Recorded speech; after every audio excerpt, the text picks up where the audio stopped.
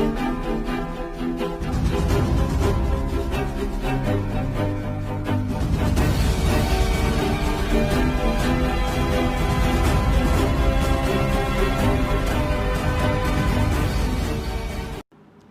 morning, my dear students.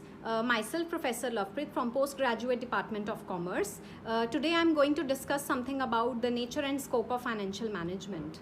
As blood is needed for the circulation and the activity of the body, similarly in that way, finance is the lifeblood of an organization. If finance is not there, then the organization will not move, or the organization will not be an ongoing concept. And finance is very important. It is an essential element of the organization. So throwing some light on this financial management, it is comprised of two words: finance and management. Finance management means managing the finance in a way that you survive and then you grow and you attain the competitive edge in the competition, in the competitive world. Now let's discuss something about the nature and scope of financial management.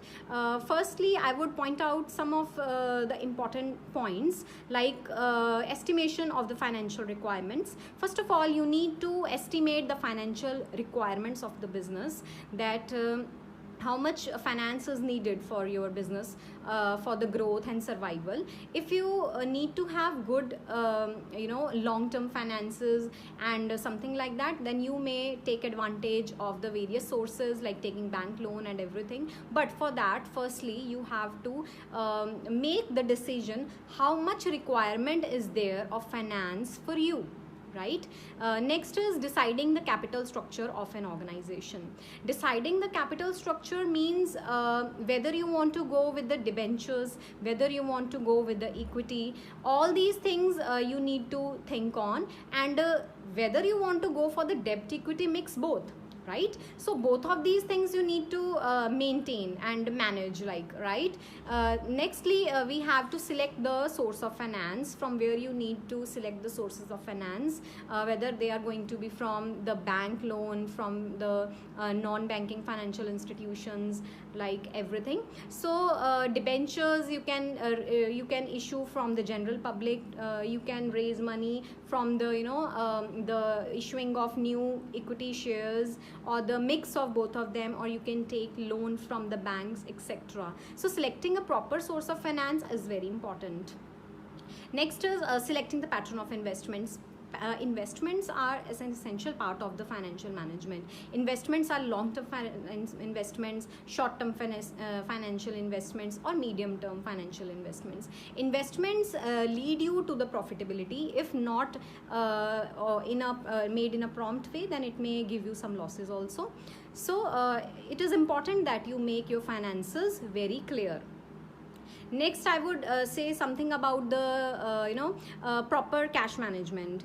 Managing the cash is very important. If you don't manage your cash properly, then you may easily run out of cash someday, get rid of cash someday. So it is very important that you should manage your cash. You should have liquid cash with you. You should have as you need it for the revenue on the day-to-day running operations and other expenditures.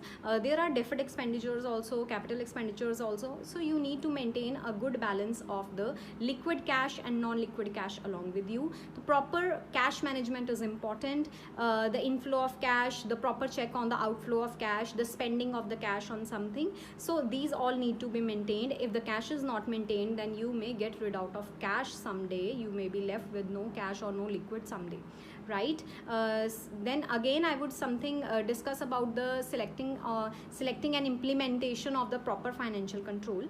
Implementation of financial control is very important. If you don't control your finances in a prompt way, then you may get very heavy losses, which may be very dangerous for your business, and obviously for your proper full industry also. So implementing the financial control is one of the important thing, I would say.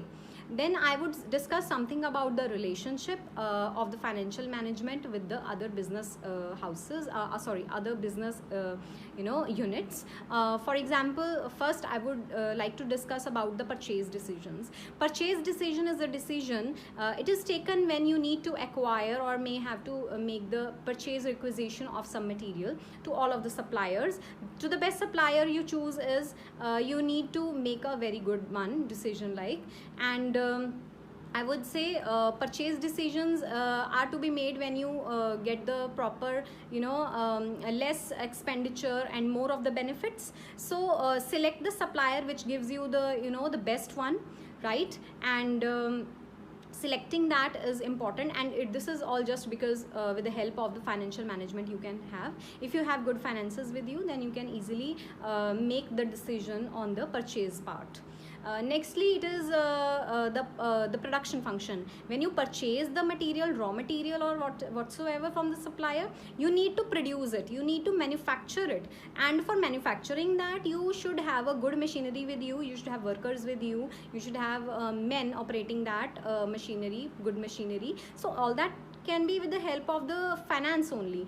And if you need to purchase that particular machinery for the production, you need to have good finances with you, and with the help of that you can easily maintain your production function ongoing. Then is a distribution function. After distribution and marketing, after your production, purchase and production, you need to distribute your products to your distributors, your wholesalers and everybody. That is very important, that you should have a good circle with you, you have a proper series or supply chain management with you, so that you can easily sell your products. And then you should have a good sales team along with you, a good marketing manager, a good marketing team who should sell your product easily to your to the customer, as customer is the final consumer, and he's the king of the market. The goods should be it should be the best deal he will always make, and you should always make sure that the product you make should be a best deal for your customer as well, right? Next is the accounting function. Accounting function is something which is very easily and very directly related to your finance.